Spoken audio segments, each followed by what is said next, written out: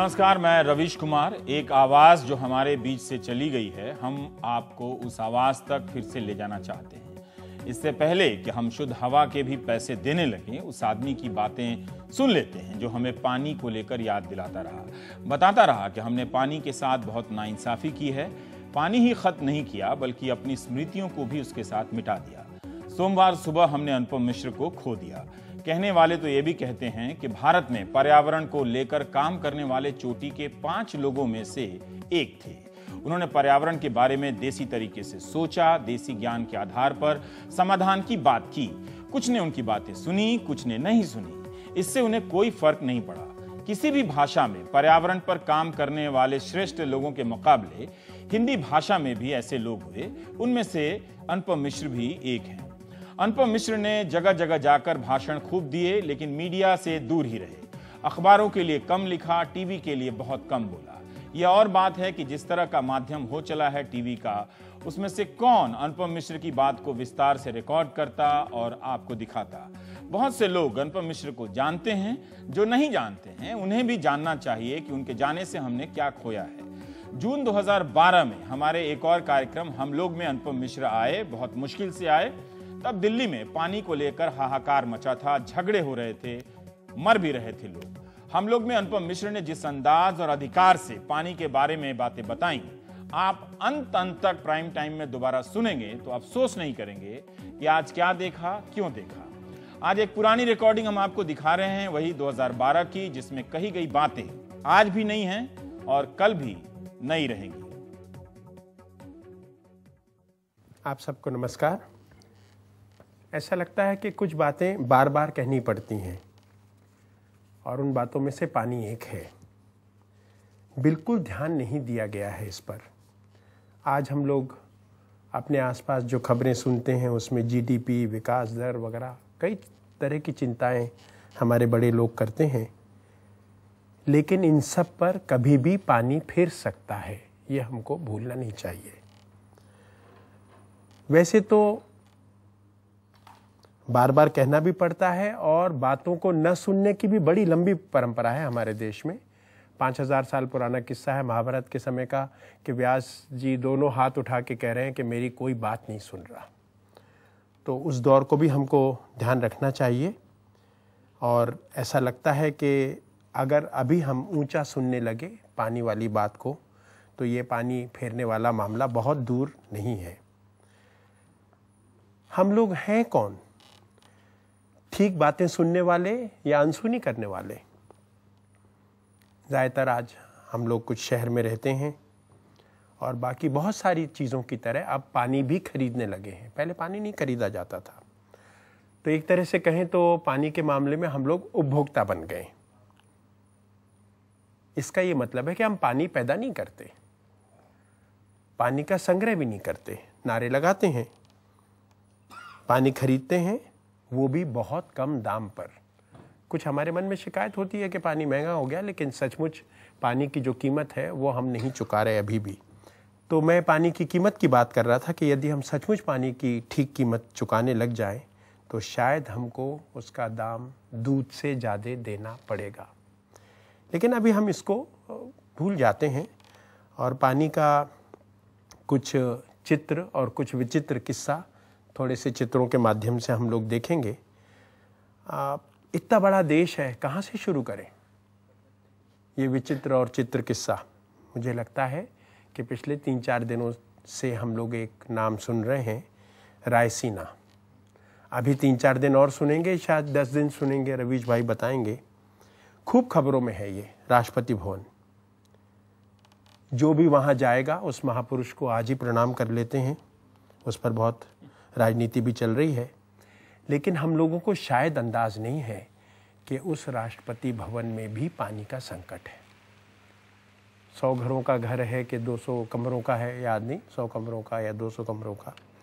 जब उस पर पानी का ऐसा संकट है तो हमारे 2 कमरे और 3 कमरे वाले घरों पर क्या बीतने वाली होगी, सोचिएगा। एक नाम शायद आप लोगों ने पिछले दिनों सुना है। एक समय में वो राष्ट्रपति भवन में सलाहकार थे, श्री गोपाल गांधी जी। तब पानी की कमी की तरफ उनका ध्यान गया था और उन्होंने वहाँ पर जितने ट्यूबवेल लगे हैं उनमें से कितनी तेज़ी से वो सूखते चले जा रहे हैं, और उनको और गहरा करने के अलावा हमारे पास कोई और तरीका नहीं है पानी जुटाने के लिए। तो उससे हटकर ये सोचा था कि इतना बड़ा राष्ट्रपति भवन का इलाका है, एकड़ों में फैला, उसमें क्यों नहीं कुछ तालाब वगैरह बनाएं। तो वो उन्होंने एक छोटी सी हरकत शुरू की थी, और फिर पता नहीं उनके जाने के बाद वहाँ पर उसमें से क्या नतीजा निकला, लेकिन खबरों में रहने वाला राष्ट्रपति भवन पानी की खबरों से अभी बाहर है, लेकिन पानी के संकट से बाहर है ये नहीं कहा जा सकता।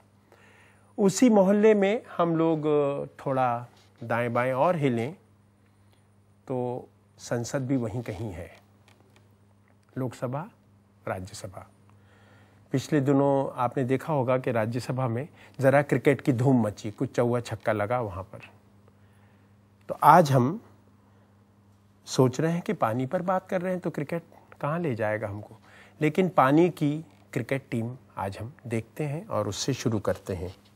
ये सामने आपके एक चित्र है, हमारे देश का एक सबसे बड़ा ज़िला है राजस्थान में जैसलमेर, और ये कुएं से पानी निकाल रही है टीम। ज़रा लोगों को गिन के तो देखिए आप, पूरे 11 लोग मिलेंगे और एक एक्स्ट्रा भी मिलेगा, और एक शायद उनका कोच भी मिलेगा। वैसे इस कुएं से पानी ऊँट निकालते हैं, 2 ऊँट एक जोड़ी लगती है, लेकिन अभी वो नहीं है और इनको पानी चाहिए, तो ये इस तरह से निकाल रहे हैं। तो ये पानी की क्रिकेट टीम है एक तरह से, और आप देखेंगे कि इनके लिए पानी कोई समस्या नहीं है। तो आप राज्यसभा से ग्राम सभा जैसलमेर तक पहुँचें तो ये आपको एक सुंदर पानी का खेल दिखाई देगा। ये कुआं आपको सबसे कोने में दिखाई देगा, उस तरफ जहाँ एक पगड़ी वाले सज्जन खड़े, 3 डंडियाँ हैं, और ये 300 फुट गहरा कुआं है मीठे पानी का। और ये 2 ऊँट उसको एक रस्सी से, डोल चड़स कहलाती है, उससे निकाल रहे हैं। तो अभी इतने दूर पहुंचे और ऊँट का मुंह कुएं की तरफ हुआ नहीं है, और खींच के ले जाएगा वो। और ज़्यादा इंतज़ार करते तो ऊँट बाहर हो जाता चित्र से, इसलिए वहीं के वहीं इसको लिया गया है। तो ऐसे कुएं प्रकृति ने इस खारे इलाके में 25-25 किलोमीटर की दूरी पर बनाए हैं। कहीं कहीं छोटा सा एक हिस्सा मीठे पानी का छोड़ा है, और लोगों का कौशल देखिए, उनकी विद्वत्ता देखिए, बिना हमारे पढ़े लिखे समाज के उन्होंने वही मीठी जगह चुनी है और वहाँ पर ये बनाया है। और आपको जान के अचरज होगा कि उनको ये 25-25 किलोमीटर दूर के कुओं से कोई शिकायत नहीं है। वो कोई कैमरे के सामने आके फ़ोटो नहीं खिंचवाते कि हमारे कुआं कैसे कदम कदम पर हो जाए। जहाँ कदम कदम पे पानी था, जैसे मालवा के बारे में कहते थे कि वो पक पक रोटी डग डग नीर, यहाँ पर 25-25 किलोमीटर पे पानी है, और लोग खुश हैं क्योंकि उसका बहुत अच्छा प्रबंध करना वो जानते हैं। तो ये हमारा सुनहरा रेगिस्तान है, और इसमें पानी को सिखाने के लिए बहुत सारी गुंजाइश है। ये सचमुच सोना है जानकारी का। जहाँ अटूट पानी है हमारे यहाँ, बचपन में हम लोग 4वीं-5वीं में सुनते हैं कि चेरापूंजी एक ऐसी जगह थी, अभी तो नाम बदल के दूसरे कस्बे में चला गया है, जो दुनिया का सबसे गीला, सबसे अधिक वर्षा का क्षेत्र है। वहाँ भी जल संकट मिलेगा, लेकिन इस सुनहरे रेगिस्तान में सचमुच पानी का सोना गपा हुआ है। वो हम सबको बहुत कुछ सिखा के जा सकता है। तो हम लोग कोशिश करेंगे कि इसमें से थोड़ा बहुत देखें, और ये सीखने की, इस सोने की कीमत की जो सीख है वो कभी कभी टूट भी जाती है, और वो टूट के कहाँ ले जाती है, दिल्ली तक आ जाती है। दिल्ली में ये यमुना का प्रवेश है, बहुत चौड़ा पाट, सुंदर पानी, यही सब आपके घरों में आता है साफ होके। फिर उसके बाद क्या होता है, हम उसको गंदा करते हैं और फिर वापस इसी नदी में मिला देते हैं। हमारी प्यास इतनी ज़्यादा है कि हमने इस यमुना को पूरा पी लिया। अगस्त मुनि का हम सुनते हैं पुराना किस्सा पौराणिक कि उसने समुद्र पी लिया, इतना ऊंचा ऋषि था। लेकिन हम लोग भी कोई कम नहीं है, एक नदी पूरी पी गए हम लोग। उसके बाद कम पड़ा, सरकार को हम लोगों का ध्यान रखना पड़ता, बड़ी संवेदनशील सरकारें होती हैं आजकल। तो उन्होंने कहा हम गंगा का पानी ले आते हैं, चिंता मत करो गंगा की, यमुना की। तो गंगा का पानी आया, वो भी हम लोगों ने पी लिया इस बीच में। उसके बाद आया नंबर भगीरथी नदी का। गंगा का एक और धारा है, उसका नाम भगीरथी है। टिहरी से पानी आ रहा है अभी हम लोगों का। इसके बाद भगीरथी भी हम सुखा देंगे, उसका पानी भी पूरा पी जाने वाले हैं। तब हमारे पास क्या विकल्प होगा? अभी बातचीत चल रही है कि हिमाचल में रेणुका झील एक तीर्थ है, वहाँ पर से पानी हम लेकर आएंगे ग्रेविटी से। लेकिन मैं आपको डराना नहीं चाहता, शायद रेणुका हमारा दिल्ली का अंतिम स्रोत होगा। इसके बाद पानी तो लाने को कोई लंदन से भी लेके आ सकता है, लेकिन वो हमें किसी भी कीमत पर मिल नहीं पाएगा। तो ये दिल्ली में यमुना का प्रवेश और बीच का हिस्सा अभी हम सब छोड़ दें। सारे अखबारों में चित्र छपते हैं, लोग जानते हैं। हम देखें कि दिल्ली में हम यमुना को विदा करते समय क्या देते हैं। ये ओखला का चित्र है। यहाँ से दिल्ली से रवाना हो जाती है। सचमुच कहें तो हम यमुना की 12 बजा देते हैं दिल्ली वाले। ये विदा का चित्र है। आज आप लोगों ने खबरें देखी होंगी कि दिल्ली की मुख्यमंत्री और हरियाणा के मुख्यमंत्री मिल रहे हैं दिल्ली के पानी के संकट को हल करने। और ये भी खबर आई कि हमारी मुख्यमंत्री का फ़ोन वो वहाँ वाले मुख्यमंत्री उठा नहीं रहे हैं, तो पीएमओ को बीच में टेलीफोन एक्सचेंज का काम करना पड़ा है। उन्होंने दोनों की बात आज शायद शाम तक हो जाएगी, तो आपको फिर थोड़ा सा पानी मिल जाएगा। लेकिन ये सारा का सारा मामला ऐसा नहीं था। दिल्ली में कोई 100 साल पहले जब इसको अंग्रेज़ों ने राजधानी बनाना तय किया, लगभग छोटे बड़े 800 तालाब थे। तालाबों की गिनती तो बहुत लोगों को पता होगी कि तालाब तो थे। अभी भी कुछ मोहल्लों के नाम बचे हैं, जैसे हौस खास है, हौस काजी है। इस तरह के कुछ मेट्रो के स्टेशन भी बन गए होंगे। इतनी तरक्की हमने की है, लेकिन वास्तव में जैसे रवीश जी ने कहा कि 50 मंजिल के ऊपर स्विमिंग पूल और नीचे पानी नहीं, वो स्थिति हम लोगों ने इन सब तालाबों की पाट कर इनको कचरों से इनके ऊपर मॉल बना दिए और पता नहीं क्या क्या कर दिया इस बीच में। तो आप देखेंगे कि दिल्ली में नदियाँ भी थीं, केवल अकेली यमुना नहीं थी। यमुना में अरावली की तरफ से, पश्चिम की तरफ से जो पूरी पर्वत श्रृंखला है, उसमें दूर दूर से आके नदियाँ पानी यमुना में मिलाती थीं और यमुना को और संपन्न करके जाती थीं, विपन्न करने के बदले। आज हमने उन सब नदियों को या तो मारा है या गंदे नाले में बदल दिया है। तो जब हमारे ये नए नाले, जो पहले कभी सुंदर नदियाँ थे, उनके किनारे सुंदर मंदिर थे, घाट थे, वो इस नाला बन चुकी नदी को और बड़ा नाला बनाने का काम करती है। ये एक दिल्ली का पुल है। लोगों की इच्छा तो इसको तोड़कर इस निशान को मिटाने की रही होगी, लेकिन ये शायद टूटा नहीं, क्योंकि ये सरकारी बना हुआ पुल नहीं था, बहुत मजबूत बना था और प्रेम से बनाया था। इसमें सीमेंट के अलावा प्रेम का भी चूना लगाया गया होगा इसकी, इसलिए इतनी मजबूती। ये लोधी गार्डन्स में बना हुआ पुल है। बहुत सारे दिल्ली में राज करने वाले यहाँ सवेरे घूमने भी जाते हैं, इस पुल के ऊपर टहलते भी हैं वो लाठी लेके। 4-5 हज़ार के जूते पहन के जाते होंगे, लेकिन इस पुल का क्या महत्व है वो भूल गए। इसके नीचे से जो नदी निकलती थी वो खान मार्केट के सामने से बहती हुई, कलकल करती हुई जाकर पुराना किले की खाई में मिलती थी।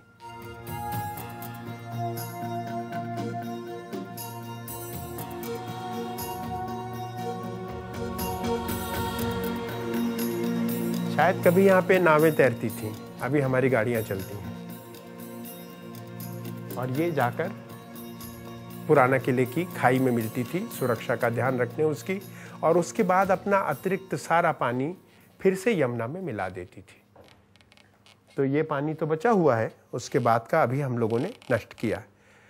तो सबूत है अपराध हुआ है, लेकिन अपराधी का पता नहीं है कि ये नदियां हमने कैसे मारी, किसने मारी।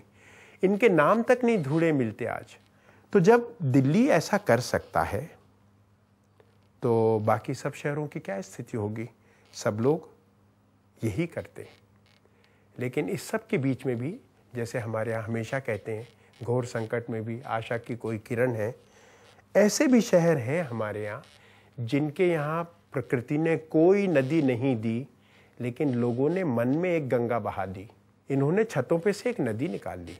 ये रेगिस्तान का एक शहर है, ऐसे कई शहर हैं जिनमें छत पर गिरने वाली वर्षा की एक एक बूंद इकट्ठी करके नीचे उतार कर उनको अपने घरों में, कमरों में बहुत आदर और पवित्रता के साथ पूरे साल भर पीने के पानी की तरह इस्तेमाल किया जाता।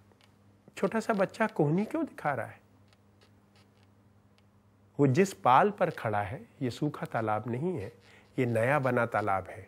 कल जब बादल आएंगे और पानी गिरेगा तो इसके बाईं तरफ पीछे जो तालाब है वो पूरा लबालब भर जाएगा। लेकिन पाल सीधी क्यों नहीं बनाई? सीधी बनाना तो बड़ा सरल था, उसको तिरछा करके बनाया गया है। और इस बच्चे ने इसका जवाब दिया कि इस हिस्से को कोहनी कहते हैं। अगर ये सीधी बनती तो ये हमारा तालाब टूट जाता। दादा के साथ गोद में आकर इस तालाब पर काम करते करते इतने कम उम्र के बच्चे को पानी का एक तकनीकी ज्ञान अपने आप हो गया। शायद अभी ये सरकारी स्कूल में भी नहीं जा रहा, लेकिन पानी की पाठशाला में उसने एक अच्छा सबक ले लिया। ये जब बड़ा होगा तो बढ़िया तालाब बना के दिखा सकता है।